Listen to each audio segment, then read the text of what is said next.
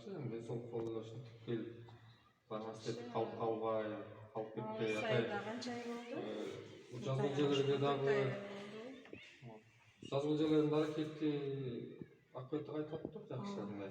Январдан баштап иштеп калбай декабрда акция бесплатно.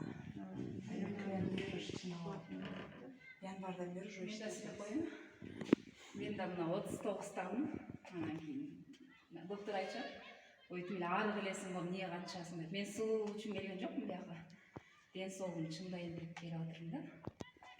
Анан кийин өзүмдүн күйөөм деле намаз окуп, ошо динге жакын да, анан келбей барбай аяка деген запрет жок да. Анткени ал да ушу ден соолугун ошо тип больницага чейин, бишкекке чейин барып келгенде ошо только сага фитнес, зарядка деп эле койгон. Анан ошо үйдөн өзү жасайт.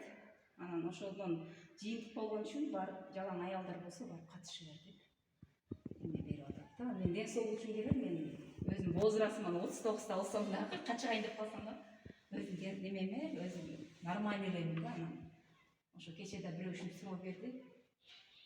Сиз барбай эле койдуңуз, мен фитнес десе эле семиздер барыш керек дегенде